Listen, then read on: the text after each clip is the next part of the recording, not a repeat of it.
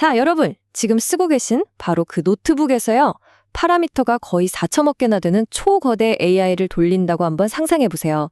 에이, 말도 안 된다고요? 그쵸. 근데 오늘 바로 그 불가능해 보이는 일이 어떻게 현실이 됐는지 그 기가 막힌 이야기를 한번 제대로 파헤쳐 보겠습니다. 자, 보세요. 이게 바로 우리가 마주한 문제입니다. 왼쪽에 있는 AI 모델 크기, 무려 209GB예요. 그런데 이 모델을 돌려야 할 노트북 메모리는 고작 48GB입니다. 필요한 용량의 4분의 1도 채 안 되는 거죠. 아니, 상식적으로 이게 어떻게 가능할까요? 그쵸. 상식적으로는 이게 정말 말이 안 됩니다. 그래서 오늘 저희가 풀어볼 가장 핵심적인 질문이 바로 이거예요. 도대체 어떻게 이 거대한 걸 이 작은 기계 안에서 돌릴 수 있었을까요? 정답부터 말씀드리자면, 가능했습니다. 심지어 그냥 돌아간다 수준이 아니었어요. 성능이 꽤 괜찮았다는 거죠. 바로 이 숫자, 5.7. 이게 그 증거입니다. 네, 맞습니다. 초당 5.7 토큰. 이 정도면 우리가 실제로 채팅하면서 쓰기에 전혀 무리가 없는 아주 쾌적한 속도거든요. 그러니까 이 말도 안 되는 실험이 완벽하게 성공했다는 겁니다. 자, 그럼 지금부터 이 놀라운 성공 뒤에는 과연 어떤 이야기가 숨어 있는지 하나씩 한번 까보겠습니다.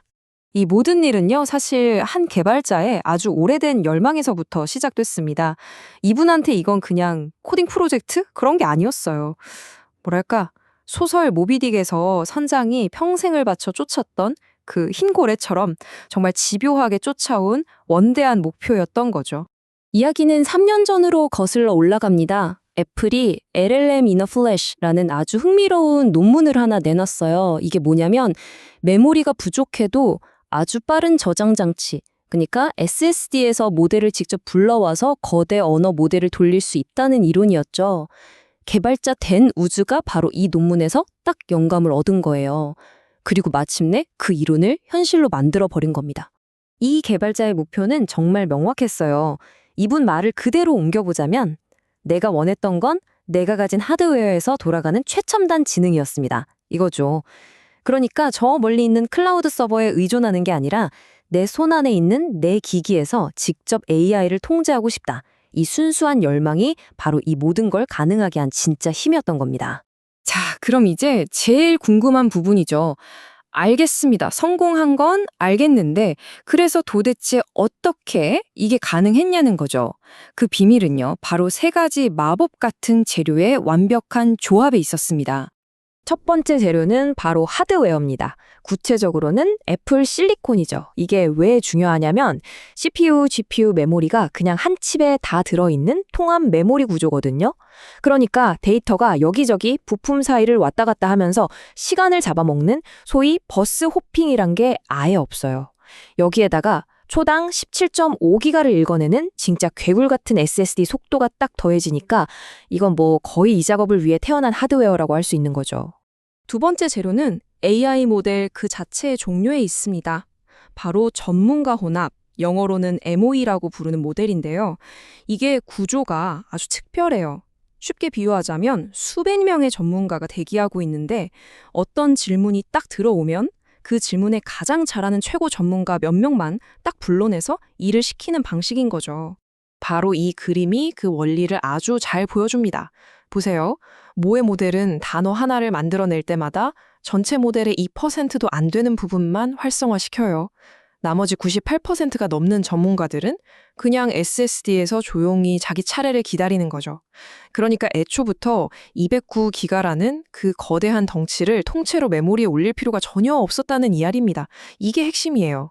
그리고 마지막 세 번째 재료는 이건 진짜 좀 충격적입니다. 개발자가 직접 한 말인데요.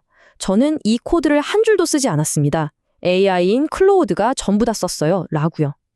네, 지금 우리가 이야기하는 이 복잡한 시스템 전체를 사람이 아니라 AI가 직접 코딩했다는 겁니다. 정말 놀랍지 않나요? 그런데 이 프로젝트가 진행되면서 아주 재미있는 발견이 하나 있었습니다.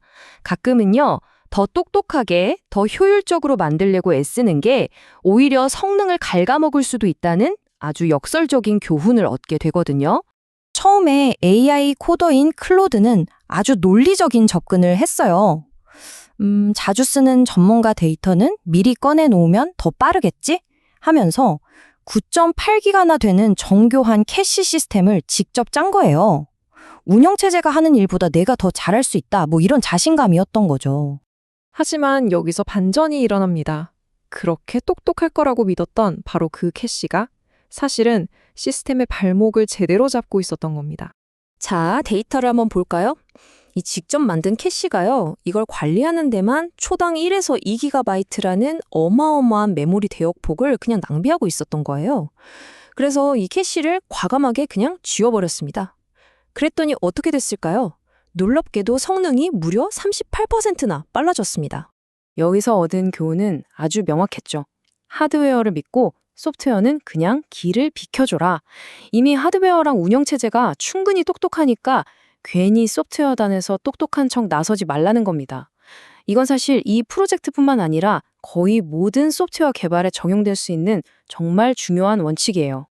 자, 그렇다면 이 성공적인 실험 하나가 우리에게 말해주는 건 대체 뭘까요?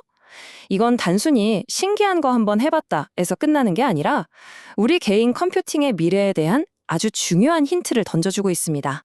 지금 나온 초당 5.7 토큰이라는 속도도 사실 대단하지만 여러분, 이게 시작에 불과하다는 게 더 놀랍습니다. SSD 성능만 놓고 계산해본 이론상 최대치는요, 초당 18.6 토큰까지 나와요. 이 말은 뭐냐면 아직 이 노트북이 가진 하드웨어 성능의 3분의 1도 제대로 못 쓰고 있다는 뜻입니다. 잠재력이 엄청나게 남아있는 거죠.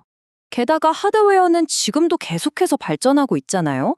이 차트를 보시면 애플 SSD 속도는 M1, M3로 넘어오면서 계속 빨라지고 있어요. 매 세대마다 거의 20%씩 빨라진다고 보면 됩니다.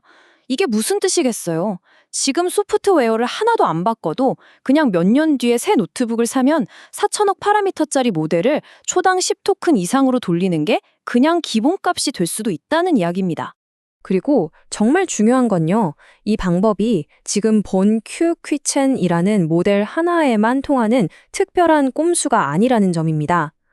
파라미터가 6,700억 개가 넘는 딥시크 모델이나 비슷한 MOE 구조를 가진 다른 어떤 거대 모델에도 똑같이 적용할 수 있는 아주 범용적인 접근법이라는 거죠. 결론적으로 보면 애플의 진짜 AI 비밀병기는 뭐 새로운 게 아니었던 거예요. 사실 지난 몇 년간 우리 눈앞에 뻔히 있었는데 우리가 몰랐던 거죠. 이 모든 걸 가능하게 한 그 엄청난 하드웨어가 이미 수백만 명의 사용자들 노트북 안에 다 들어있었고 우리는 이제야 그 잠재력을 발견하기 시작한 겁니다.